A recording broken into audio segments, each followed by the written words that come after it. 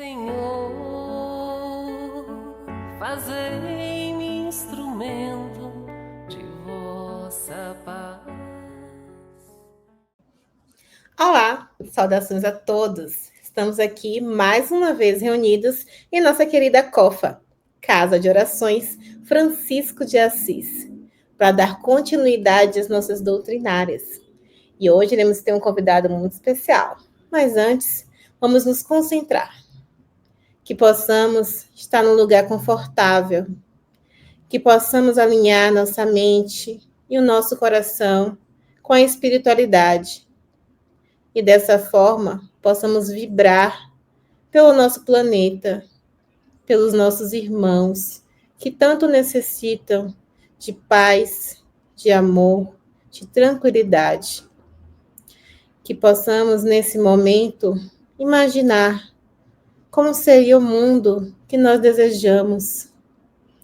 Porque toda vez que nós vibramos em prol de um mundo melhor, o universo conspira para isso.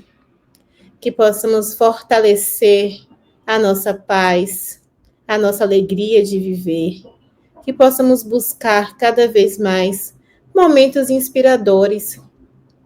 Pois da mesma forma que o nosso corpo precisa de alimento, a nossa alma também precisa de momentos de leituras edificantes, de palestras inspiradoras, que possamos cada vez mais nos conectar com o nosso Mestre Jesus e questionarmos o que o nosso Mestre faria em cada situação. E dessa forma possamos refletir, respirar e não agir por impulso. E dessa forma alcançarmos o nosso crescimento espiritual dia após dia. E assim que possamos vibrar pelo nosso palestrante, Flávio Neri, que irá proferir uma palestra com o tema Parábola do Semeador. Seja muito bem-vindo, Flávio. Olá, minha querida Rosiane. Boa tarde, boa noite, né? Melhor seria falar boa noite, porque verdadeiramente a palestra está sendo gravada no horário que é da tarde, porém, nossos participantes que frequentam o COFA deverão assistir, assim esperando, no horário da quinta-feira à noite, às 19 horas, será liberada a palestra que nós estamos gravando essa quinta super jovial, Rosiane. Prazer estar aqui, agradeço muito.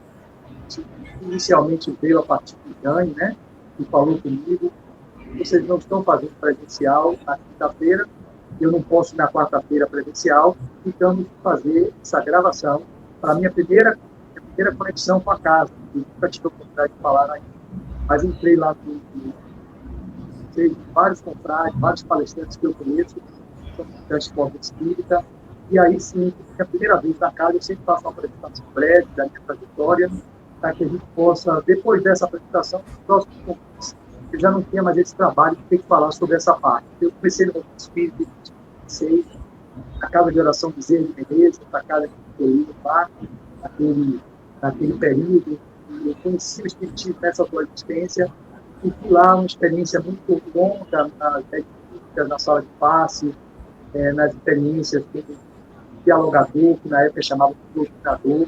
A partir dali, caminhei com a Associação de Ensino Espiritismo, o Instituto Afonso Espírito Santo, engajei no trabalho de pesquisa, e aí lá, estando em parceria com a Federação Espírita da Bahia, foi que eu conheci a André Luiz Peixinho, a Leonora Peixinho, circulei um pouco da COBEM, passei a frequentar a Federação Espírita Estadual da Bahia.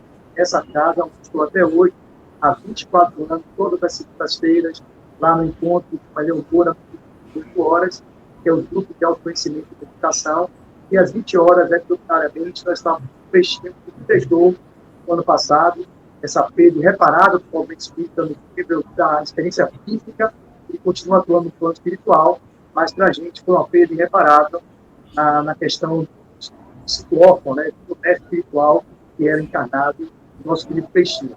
E aí estou lá, frequentando até hoje, toda segunda-feira, fazendo palestras nas casas espíritas as mais variadas, há mais ou menos 15 anos como expositor. E hoje, pela primeira vez no COFA, para falar de um tema do qual foi sugerido pela casa, que é a parábola do semeador.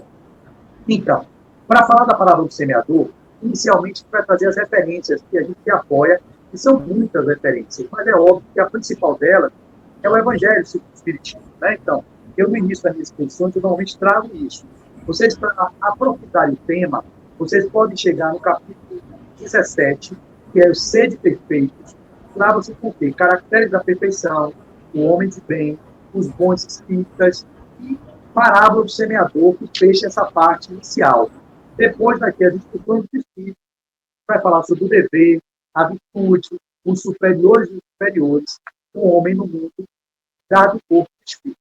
É um capítulo muito profundo, que eu recomendo que todos vocês parem, depois de escutar a palestra, possam se debruçar na noite de quinta-feira, e aqueles que assistirão a palestra posteriormente, que vai ficar no canal da casa, eu também vou baixar no canal do YouTube, que é Flávio Neves Azevedo. Então, vocês que veem e forem assistir posteriormente, a recomendação é que vão lá, no momento, leiam a parábola do semeador, ou o capítulo todo do Evangelho segundo o Espiritismo. Então, a base está aqui. Mas, quando Kardec traz a palavra do semeador, ele vai se ater ao Evangelho de Mateus. Só que essa parábola ela tem 3 evangelistas, Mateus, Lucas e Marcos. Qual é a referência do Novo Testamento do utiliza? Haroldo Dutra, que é uma referência de espírita que fez a tradução, que eu acho que ele é mais fidedigno ao aramaico, à linguagem original, e traz a contextualização com notas de rodapé. Então, vocês vão ter lá no Evangelho do Testamento da tradução de Haroldo, que ele traz o discurso em parábolas, que é a introdução que foi falada aqui naquele dia, saindo Jesus de casa, estava sentado junto ao mar, muitas turmas reuniram-se perto dele, de modo que entrou no barco para se assentar, e toda a turma permanecera de pé na praia. E lhes falou muitas coisas em parábolas, dizendo, que aí abre-se a parábola do semeador. A parábola do semeador, portanto, ela vai estar citada em Marcos 4 e Lucas 8. Então, vocês podem ver os outros evangelistas, mas a nossa leitura vai ser a de Mateus 13. Então, a gente vai se ater à passagem de Mateus 13. Vamos ler aqui o trecho da parábola, para vocês sentirem o contexto. Mas antes de lermos a parábola, continuando nas referências que nós apoiamos, e aí a introdução do que significa parábolas, eu continuei nesses estudos e baseando também no livro Caibá Truta, Parábolas do Ensino de Jesus. E lá ele começa justamente o capítulo falado Parábola do Semeador. Então, Caibá vai trazer lá em 3 páginas a interpretação que ele chega a essa parábola do semeador, baseada em Mateus, Marcos e Lucas. Mas, minha formação, como é uma formação também nas terapias, da terapia transpessoal, apesar de ser fisioterapeuta, eu sou terapeuta transpessoal. Então, me agrada muito a Lídia Cerqueira, que é um médico que também trabalha com terapia regressiva, vivências passadas, que é também um terapeuta transpessoal. Ele escreve as parábolas justamente baseado numa abordagem psicológica transpessoal, e isso me traz mais conexão com o que eu consigo alcançar. Então, esse livro dele, são 2 volumes, Parábolas, volume 1 e volume 2, você vai ter lá justamente o capítulo que ele traz, o capítulo 10, Parábola do Semeador.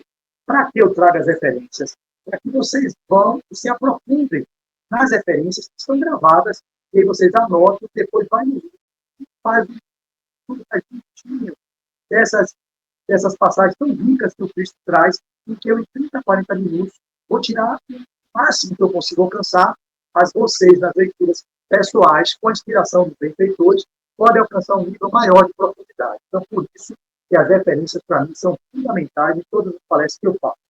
Vocês também têm Espírita Fé, que é um livro que traz o estudo aprofundado da doutrina espírita, e lá no livro 2, que tem 2 livros, Ensino e Parábola de Jesus. São 5 volumes, mas no volume, se eu não me engano, 2 e o 3, vocês vão ter, é isso mesmo, é o volume 2, é a parte, o volume 2 e o 3 fala sobre o ensino e parábola de Jesus. Então, é um capítulo muito rico, que é o roteiro 1 e o semeador. Olha que legal. Então, você vai ter aqui a parábola do semeador sendo explicada em 3 páginas ou 4 páginas, ou melhor, 5, de uma profundidade muito rica, falando sobre esse texto que eu vou ler logo para vocês. Claro, mas tem mais alguma referência? Teríamos. Esse livro também, Parábola de Jesus, e a luta do espírita, escrito por vários oradores espíritas, dentre eles os mais conhecidos, André Moreira, aqui tem Arthur Valadares, Simão Pedro, Haroldo Dutra e outros tantos, Ana Parantes e outros palestrantes que trazem as parábolas de Jesus na interpretação que cada um deles consegue alcançar. Então, dentro dessa perspectiva, a gente vai começar primeiro falando sobre o que significa parábola. E foi nesse livro que eu encontrei, claro que vocês podem encontrar em outras referências, a Temi Simeonato, que escreveu Por que Parábolas? Ela abre o capítulo desse livro dizendo: parábola, na acepção geral do termo, é uma narrativa que tem por finalidade transmitir verdades indispensáveis e serem compreendidas. Da origem grega que vem parole, ou seja, para o lado, significa colocar ao lado, comparar. Então, são alegorias, são parábolas, são alegorias, são metáforas, que contêm preceitos de moral e seu emprego contínuo tem por finalidade esclarecer melhor os ensinos de Jesus. As parábolas evangélicas são todas de preceitos morais. Então, inicialmente, já começamos por aí. Por que Jesus falava por parábolas? Ele falava por parábolas porque, verdadeiramente, as parábolas elas são atemporais. Então, se você vê, num determinado momento histórico, aquele texto dito por Jesus, ou seja, aquela fala, melhor dizendo, a fala de Jesus, ela vai atingir um público específico, um nível de consciência específico, e que verdadeiramente pode ter interpretações variadas. Só com o passar do tempo, vocês podem entender que a humanidade vai evoluir. Então, uma outra contextualização histórica, com o avanço da ciência, com o avanço moral da civilização, vocês vão entender aquela passagem com a outra perspectiva. Por isso que a Lírio traz uma perspectiva transpessoal, que não existia na época de Jesus a psicologia transpessoal, e que hoje existe. Então ele pega, baseado na psicologia profunda, do inconsciente, dos símbolos, daquilo que está na metáfora, aquilo que fala além da vida física, ele traz uma releitura do que Jesus disse na época para aquele povo específico. Eram pescadores, eram agricultores, eram doutores da lei, e que, portanto, para atingir um determinado público, ele falava sobre forma alegórica, sobre forma parabólica. Então, a parábola, como uma forma de expressão que tem uma base de formação e tem um conteúdo moral por trás, então, tudo isso de Cristo tinha uma base de conteúdo moral. E aí, quando ele se utilizava desse meio, ela continua dizendo: durante os anos de publicação das falas dele, os 3 anos da vida pública, o Messias ele passava noites no alto de monte, em sintonia com o infinito, e dessa profunda e vasta experiência direta com ele de Deus, brotaram as parábolas. Portanto, podemos entender que as parábolas narradas por Jesus e que se encontram no Novo Testamento foram utilizadas como meio didático de aprendizagem dos conceitos da sua doutrina, que era a Boa Nova, o Evangelho trazido na época histórica específica em que a humanidade já concebia um novo grau de consciência, ou seja, o Velho Testamento, que veio ser preparado por Moisés e que trouxe a primeira revelação. Jesus, há 2005 anos atrás, traz a Boa Nova, que é o Novo Testamento, e o Espiritismo em 1857, vai trazer o Consolador prometido pelo Cristo, que dizia: eu enviarei meu nome, Consolador prometido, que ficará convosco até o final do zero. Então, a gente tem aí esses 3 momentos históricos, em determinados períodos que a humanidade precisou ter contato com a revelação divina. Então, Jesus, ele trazia os ensinamentos a partir de meditações profundas, ele fazia quase que diariamente, e às vezes refúgios nos montes, onde ele meditava e entrava-se em contato com o Pai, que ele era uno com o Pai, ele e o Pai eram unos, ele tinha o Deus interno, e nesse silêncio que ele fazia, ele acessava esses conteúdos para trazer para aqueles discípulos rebeldes, aqueles apóstolos, que eram os 12, e que conviviam com ele de um lugar que, às vezes, tinham níveis de consciência diferenciados. Tinha um evangelista, que era o apóstolo amado, tinha um Pedro, que era temperamental, tinha um Judas, que tinha uma visão econômica e que falhou na sua tarefa, ou melhor, não percebeu qual era a proposta do Cristo e vendeu ele por 30 moedas, se suicidando pela culpa tóxica. Você tinha um Tiago Maior, que era o filho do Trovão, que era irmão de João, né? O Tiago Maior era irmão de João Evangelista, que eram muito exaltados. Você tinha um Bartolomeu, enfim, um público heterogêneo. Alguns deles eram judeus, Judas não era, Judas Iscariotes, né? Não, tinha da cidade de Iscariotes, chegou depois. Então, tem todo um movimento cultural, que a maioria deles eram pescadores, eram homens mais, entre aspas, tidos por toscos, sem muita instrução, mas tinha no meio deles também o Mateus, que era na interpretação da série The Chosen, tido como autista pelo autor que fez a série, que eu recomendo que vocês assistam, está agora na 4ª temporada, que vai ser agora na Páscoa, foi lançada. Ele tinha uma interpretação muito literal, ele era metódico, então, como ele era um publicano, um cobrador de impostos, ele tinha muito conhecimento de uma cultura, ele tinha uma cultura mais avançada, então ele tem o Evangelho de Mateus, ele é muito direcionado para o povo hebreu. Então, Jesus falava para aquele povo. Então, Mateus assinava, anotava tudo que Jesus dizia. João, que conviveu com ele, anotava tudo que dizia. E aí, Lucas, que era um médico esculato, não era dos apóstolos, veio depois, pegando informações de Paulo de Tarso e de Maria, faz o Evangelho de Lucas e Marcos também, que veio depois, como um discípulo que conheceu Jesus.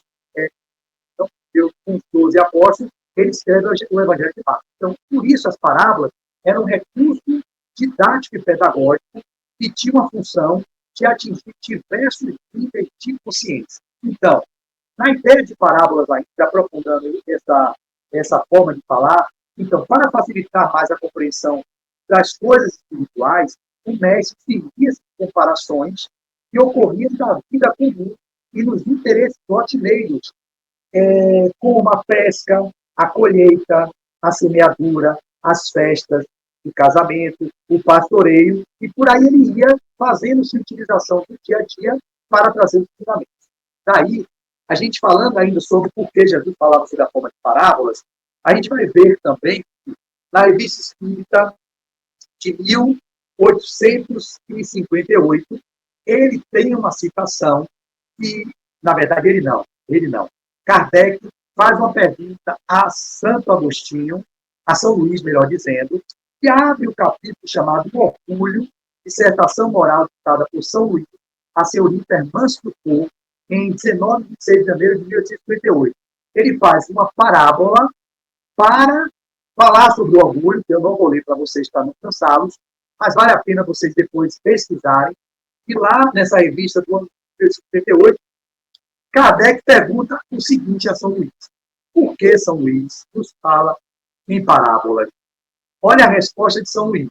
Resposta: o espírito humano ama o mistério. A lição se grava melhor no coração quando a procuramos. Olha que coisa profunda.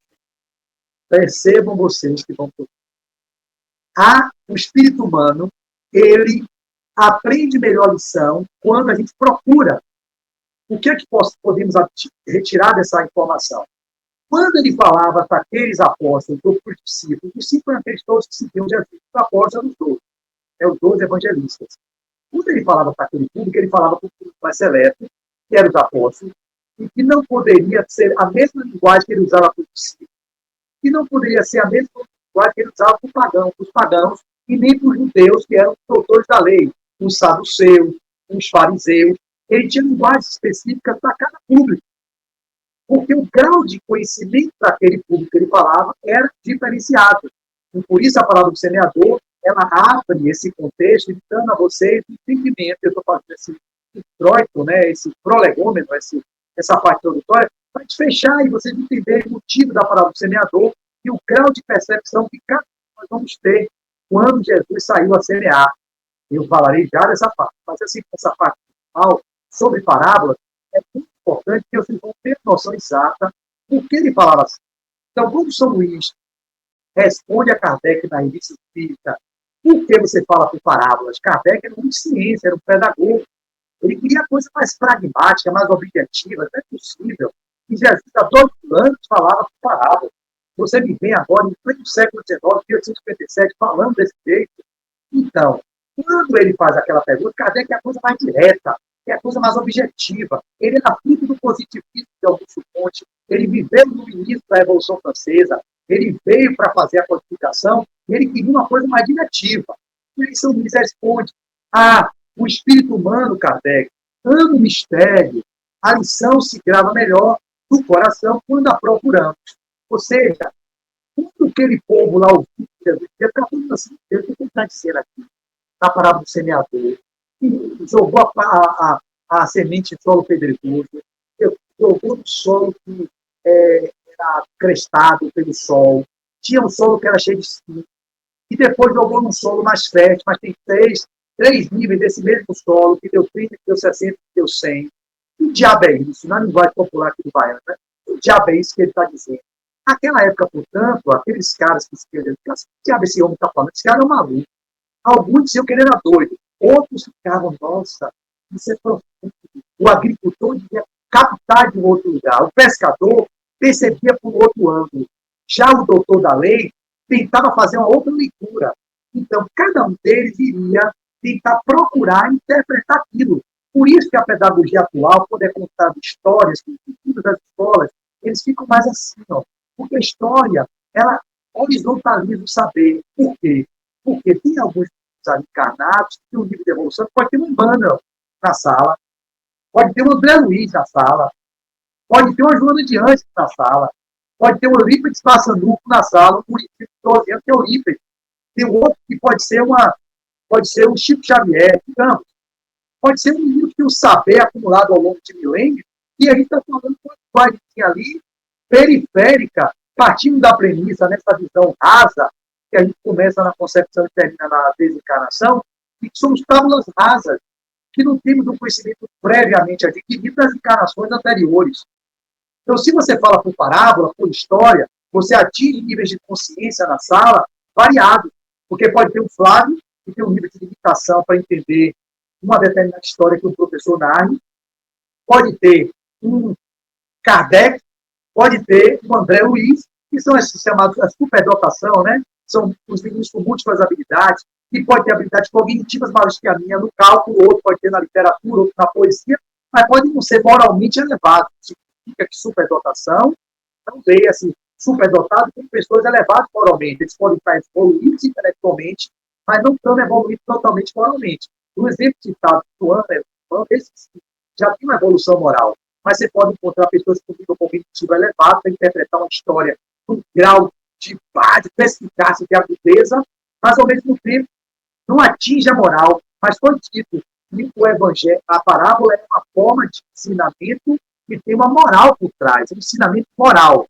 Então, partindo da premissa que tem uma moral, a gente falando por parábola, a gente atinge níveis de consciência variados.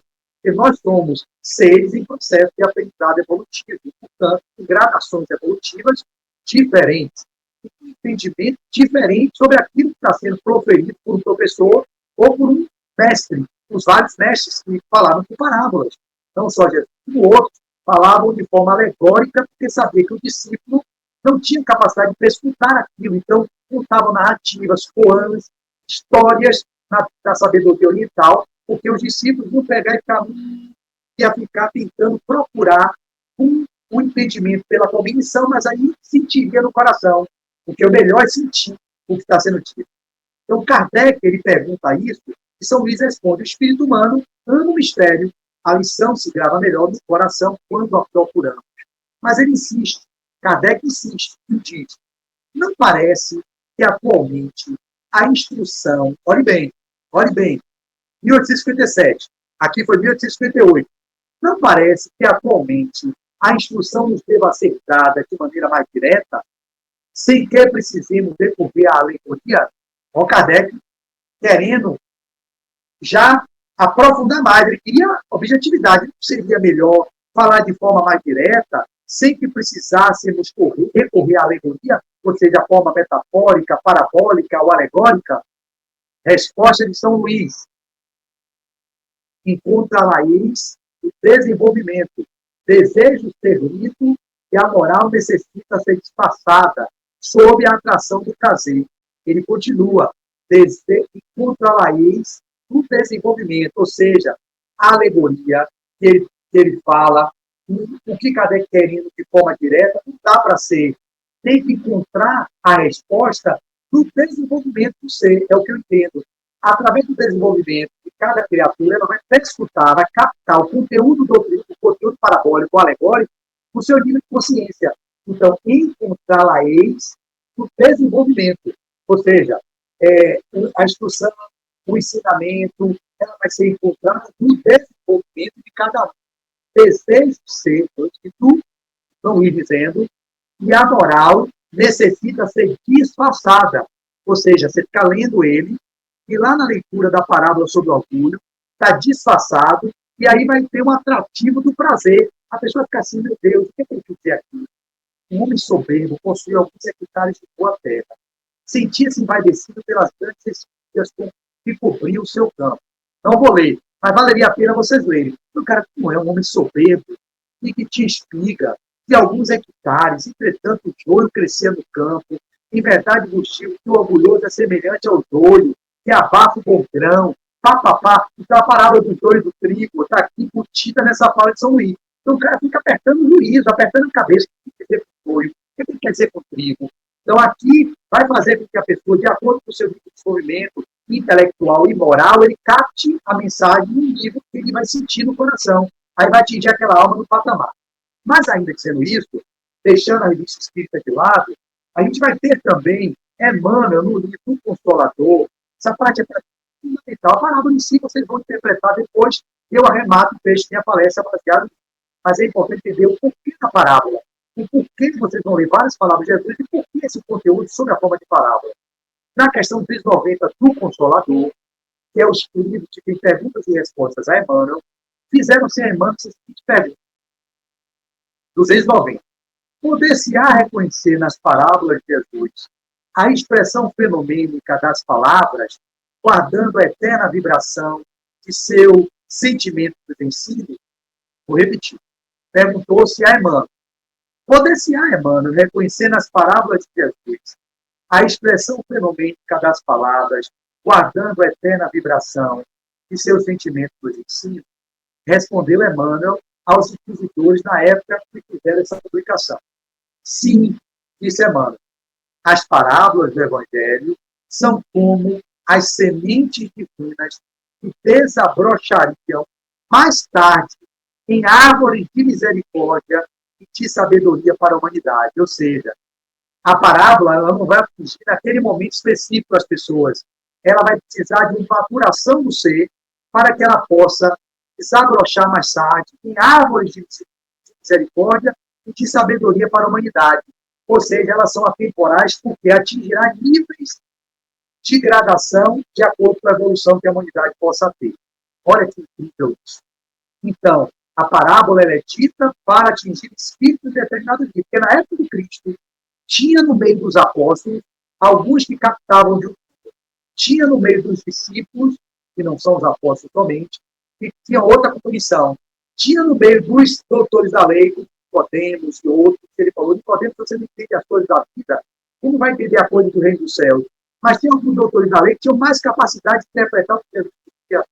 E quando alguns despertaram naquela briga de ter que crucificar, liberar um, ele está fazendo contrariedade com a lei de Moisés, da Torá, ele está sendo um blasfemo, vamos crucificar, vamos botar ele para... Ele tem que morrer. Então, alguns queriam execrar Jesus, matar Jesus, outros não, esse cara está fazendo algo aí que está ligado às Escrituras, do Velho Testamento. Alguns tinham ouvidos de ouvir, olhos de ver, outros não. Então, a parábola tem essa capacidade de tocar os corações em determinadas gradações evolutivas, e quem tem olhos de ouvir, quem tem ouvidos de ouvir, olhos de ver, vai captar o conteúdo que está sendo dito. Então, e finalmente, nesse introito ainda, que a palestra já está sendo feita, eu vou pegar mais um trecho do mensageiro, e vocês vão ver o arremate final desse requinte, que é a preciosidade desses espíritos de escola, que conseguem captar em gradações as mais variadas aquilo que o Cristo dizia. Então, nos mensageiros, o capítulo 1, nós vamos ter, que é chamado Renovação, uma passagem, a nossa querida Narcisa, vendo o milagre desses nós, Narcisa acentuou. Enche a sua taça nas águas eternas daquele que é o doador. Além disso, André, todos nós somos portadores da planta de Cristo na terra do coração. Em períodos como o que você atravessa, há mais facilidade para nos desenvolvermos com ele se soubermos aproveitar as oportunidades. E aqui vem um ponto que eu queria dizer. Aqui fica porque falava sobre parábolas. Enquanto o espírito do homem se engolfa apenas em cálculos e raciocínios, o Evangelho de Jesus não lhe parece mais que repositório de ensinamentos comuns. Mas, quando se lhe despertam sentimentos superiores, verifica que as lições do Mestre têm vida própria e revelam expressões desconhecidas da sua inteligência à medida que se esforça na edificação de si mesmo como instrumento do Pai. Ou seja, a parábola faz com que as pessoas se esforcem para compreender e, através do desenvolvimento que o Espírito vai tendo na sua evolução, eles vão perscrutar, captar aquele ensinamento com a outra perspectiva, com outro tipo de consciência. Então, quando Narcisa diz isso, o Evangelho de Jesus não lhe parece mais que repositórios de ensinamentos comuns. Parece. O que eu está dizendo? O que ele quer dizer com a parábola do semeador? Mas, ao mesmo tempo, ela diz mas quando se lhe despertam os sentimentos superiores, quando Judas elevou-se, voltou com Jonatã, quando Pedro se elevou, ele fez a casa do caminho. Quando Saulo se elevou, ele se tornou Paulo. E aí diz ao Cristo que não era ele que vivia, era o Cristo que vivia através dele. O que queres que eu faça? Quando Madalena se elevou, ela entregou a vida ao holocausto, seus filhos do Calvário, e ao invés da prostituta que vendia seu corpo por algumas moedas, se entregou em holocausto e sacrifício para acudir aqueles que sofriam com a lepra. E assim outros tantos mártires. Emmanuel, quando se elevou, se tornou Nestório, se tornou Padre Damiano, se tornou Emmanuel, que era aquele cara vaidoso e orgulhoso. Então, à medida que a gente vai despertando a consciência, os sentimentos superiores, verifica que as lições do mestre têm vida própria e revelam expressões desconhecidas de sua inteligência à medida que se esforça na edificação de si mesmo como instrumento do Pai. Falado isso, a parábola agora eu finalizo lendo para vocês a parábola que está no Evangelho de Mateus, que diz assim. Vamos lá. Parábola do semeador. Eis que o semeador saiu a semear, e ao semear, caiu à beira do caminho e vieram aves e as comeram. Ou seja, sementes que são semeadas, ou palavras que são semeadas. É óbvio que ele está usando uma metáfora, um símbolo da semente para atingir os agricultores.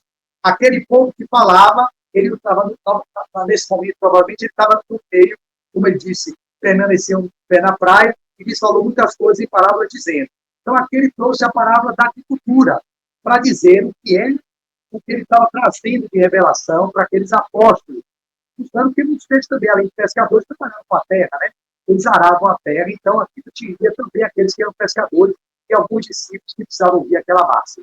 Então, esse semeador saiu a semear.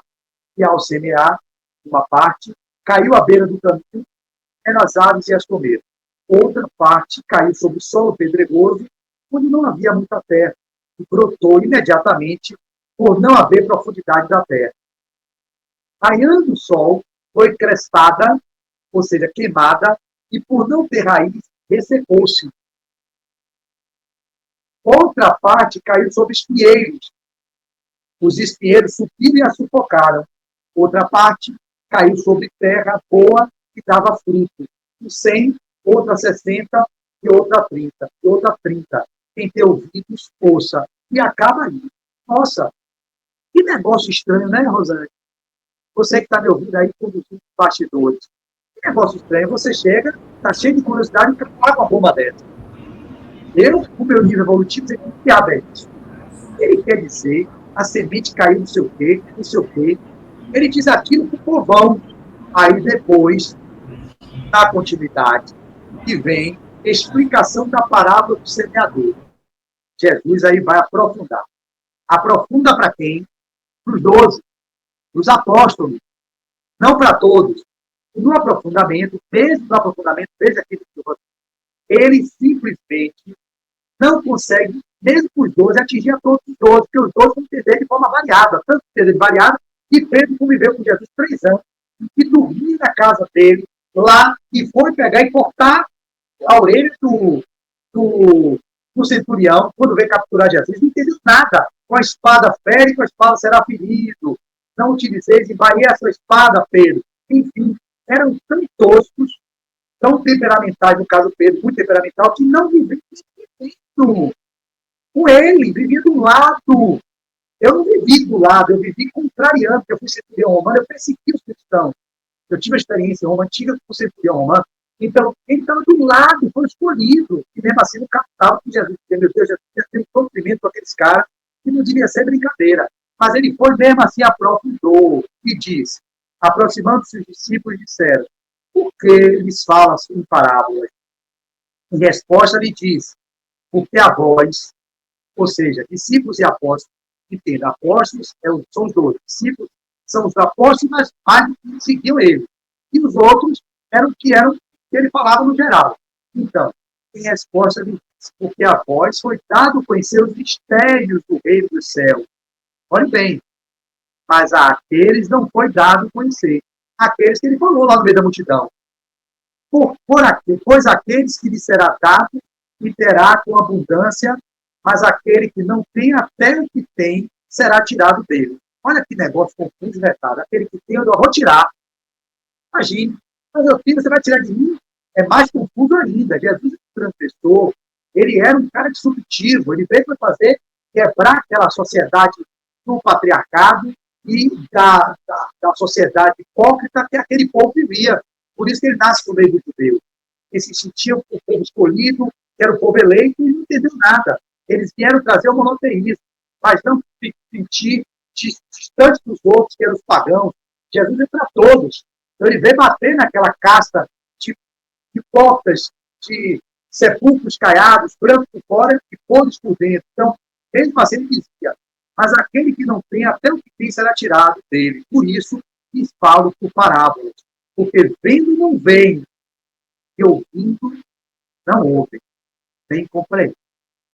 Dele se cumpre a profecia de Isaías, que diz, ouvireis com os ouvidos e não compreendereis.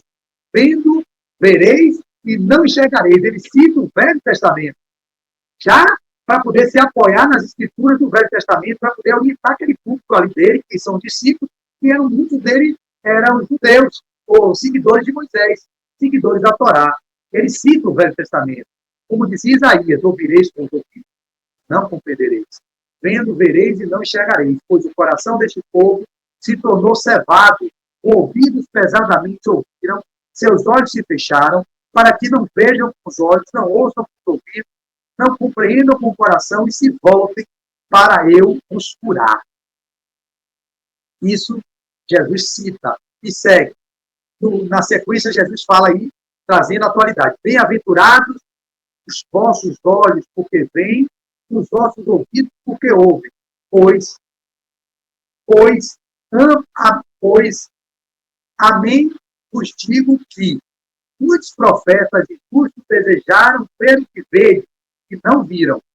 Ouviram o que ouvis e não ouviram. Porque Jesus está do lado dele, fazendo eles verem coisas, obras milagrosas, entre aspas, milagres, né? Andando sobre as águas, multiplicando peixes, multiplicando pães para a multidão, curando cegos, tirando a lepra. Muitos daqueles queriam ver aquilo e não viram. E eles, os apóstolos, os discípulos, estavam vendo. Mesmo assim, ensandecidos, fizeram com que o Filho de Deus fosse para o Calvário como foi. Pois, amém vos digo que muitos profetas desejaram ver o que vedes e não viram. Ouviram o que ouvis e não ouviram. Vós, portanto, ouvi a palavra do que semeou. Todo aquele que ouve a palavra do reino e não a compreende, vem o malvado e se apodera. Ele usou a metáfora da semente, mas ele estava falando sobre a semeadura das verdades do Cristo. Ou melhor, as verdades de Deus. Que estava sendo semeada ali, ó. Ele estava dando aquilo na mão dos discípulos, entregando para aqueles ali, ó, Na fonte, eles estavam bebendo na fonte, que era o Cristo. Chega, me emociona quando eu lembro da vontade de rever toda a série The Chosen, para mim beber. Você assistiu The Chosen? Você que está aí por trás? Não, eu não assisti. Você tem que assistir The Chosen. Eu digo na vida, quem está no movimento espírita e não lê o Evangelho, é óbvio no Testamento, está viajando no que é a doutrina espírita. Tem que ler o Novo Testamento, mas quem quer não lê, que está aí batendo cabeça, veja The Chosen. É uma série linda. São 3 temporadas, que eu vi as 3. Agora está na 4ª. São 7 temporadas. Tem que assistir todas. Se eu não me engano, está na 4ª ou na 5ª. Estou agora meio que atrapalhado, que é 4. Tem que assistir. Você vai ver como é o Evangelho. Você vai se apaixonar pelo Cristo. Eu gostava de Jesus, não era apaixonado. Agora eu sou apaixonado por Jesus. Por The Chosen. Eu já li o Novo Testamento em 3 versões. Já estudei o Evangelho, segundo o Espiritismo. Mas nunca tive esse arrebatamento pelo Cristo como eu tive depois de ver a série. Já li Adeus Fulano, Espetando depois, Paulo Estevam, Ave Cristo, tudo isso. E toca. Jesus, quando eu vi The Chosen sendo interpretado por aqueles atores, vendo os apóstolos, aquilo aí fez uma coisa, um sentido para mim, que eu recomendo vocês que estão me ouvindo, que assistam The Chosen, a série que fala sobre os escolhidos. Então, para a gente finalizar, todo aquele que ouve a palavra do reino e não a compreende, vem o malvado e se apodera do que foi semeado no seu coração. Ou seja, o solo que não tem substância, que não se enraiza, que é o solo pedregoso, né? Então, vem o malvado se apodera do que foi semeado no seu coração. Esse é o semeado à beira do caminho. Ele está falando agora o que ele estava dizendo, quando semeou o caminho, as aves foram lá e, ó, pegou a semente, ok? O semeado sobre o solo pedregoso é o que ouve a palavra, recebendo-a imediatamente com alegria. Meu Deus, o que ele está dizendo é coisa maravilhosa. Meu Pai do céu, o que esse homem está dizendo me tocou profundamente. Ouve com alegria, porém, não tem raiz em si mesmo, mas é transitório, ocorrendo provação ou perseguição por causa da palavra, imediatamente se escandaliza, já cai fora, escapole, não, ficou alegre no fônico naquele momento, mas no primeiro desafio, vaza, não tem substância, não tem enraizamento, não tem sustentação. O semeado entre espinhos é o que ouve a palavra, mas a ansiedade da era, o engano da riqueza, sufocam a palavra. A era, para vocês entenderem, é aquela erva, né? A era idade, aqui a tradução do era idade, século, tempo muito longo. Então, o semeado entre, eu pensei que aquela planta era, não. O semeado entre é o que ouve a palavra, mas a ansiedade da era, ou seja, do século, a ansiedade da época, daquele tempo muito longo, o engano da riqueza, sufocam a palavra e torna-se infrutífera. E o semeado sobre boa terra é o que ouve a palavra e a compreende, o qual frutifica e produz um 100, outro 60, outro 30. Então, aqui está a parábola do semeador, que nos minutos finais que eu tenho 5 minutos, pelo que eu vejo aí, porque tem sua prece, você levou uns 3 minutos, mais ou menos, está marcando aqui 43, se você quiser 40, 45, 5 minutos para ir fechando, para não ficar também cansativo. Haroldo Dutra vai trazer, nesse livro que eu citei, a parábola do semeador. Ele tem uma explicação bem legal, e que eu não vou me ater a cada detalhe, mas ele vai falar sobre o primeiro degrau, é o primeiro terreno. O que não permitiu a entrada da semente, trata-se da parte da gleba, onde a semente cai, mas não penetra na terra, e fica na superfície do caminho. E vem os elementos exteriores, que roubam ou dão outra utilidade para ela. Nesse caso, a semente sequer inicia o processo de germinação, que é o ingresso do solo. E ele vai falar do segundo degrau, do terceiro degrau, do quarto degrau, e mesmo no quinto degrau, o quarto nível, tem o que deu 100, 60 e 30. Mas aí ele vai falar, que gleba é essa? A gleba é terra. Como título, não é nada além do coração. Qual é a gleba? É o que você traz como sentimento daquilo que foi dito. Não é um entendimento cognitivo apenas, que eu trouxe no início, é a gradação intelectual que faz compreender a interpretação da parábola por uma intelectual, mas o que vai ter o desenvolvimento moral, que vai chegar no nível do coração e você vai sentir no coração o que aquilo toca. Então, podemos dizer de uma maneira mais complexa.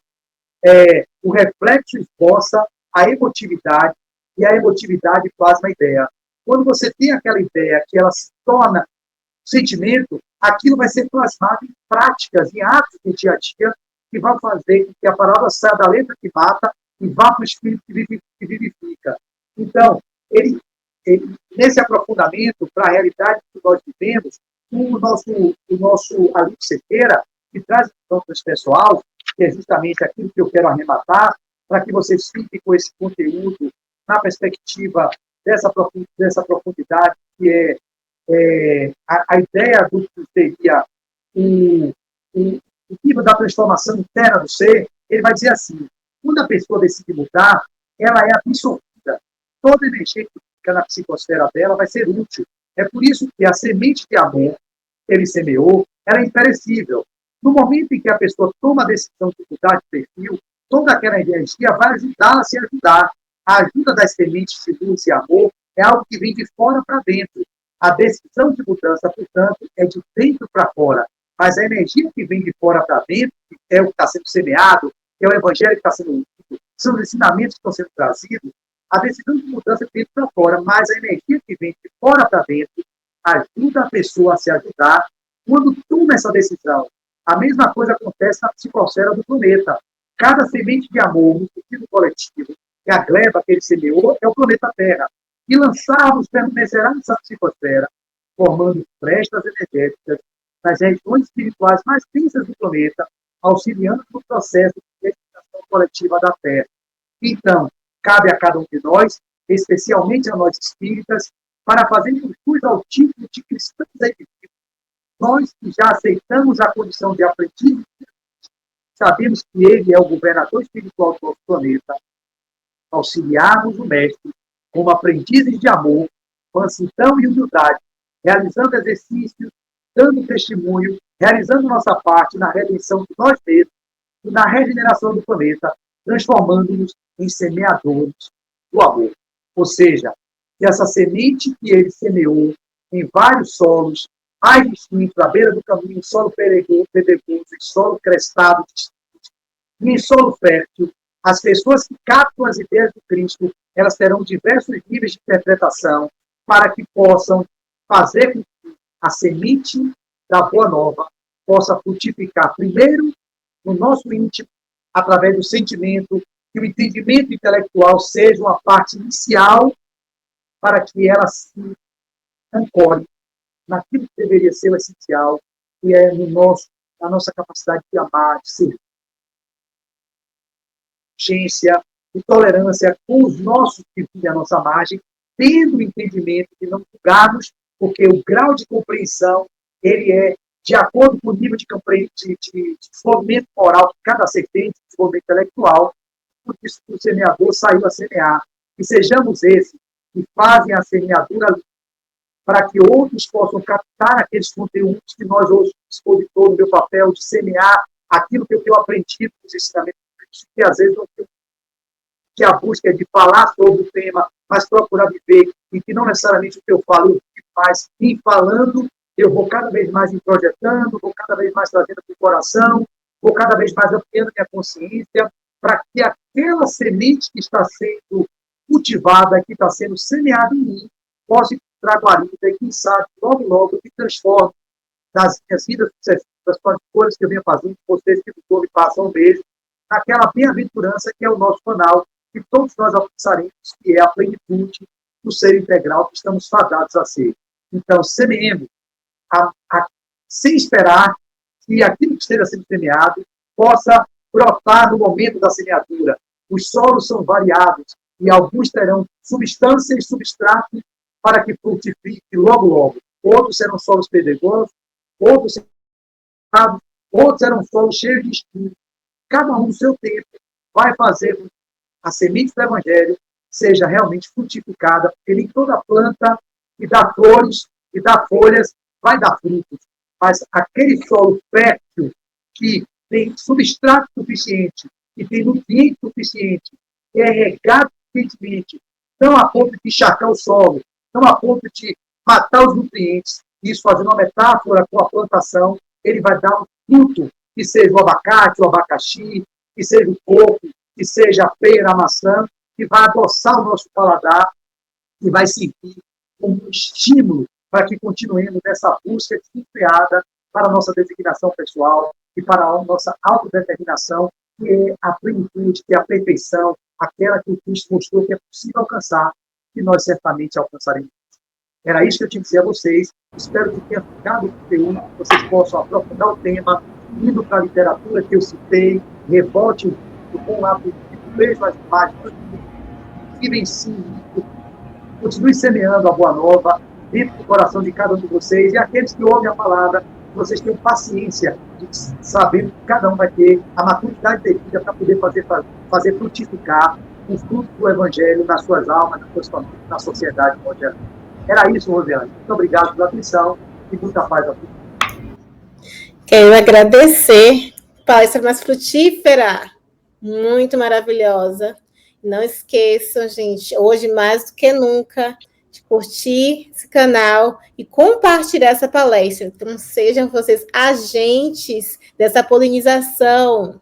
Então, espalhem essa palestra para que ela alcance cada vez mais corações que estão ali prontos, mas estavam buscando, nesse momento ali, essa semente para receber e, dessa forma, possam multiplicar e espalhar, né, a palavra do nosso mestre para mais pessoas. Então, muito obrigada, Flávio.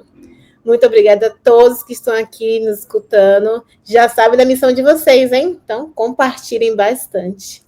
Tenham todos uma ótima noite e até o próximo encontro. Obrigada.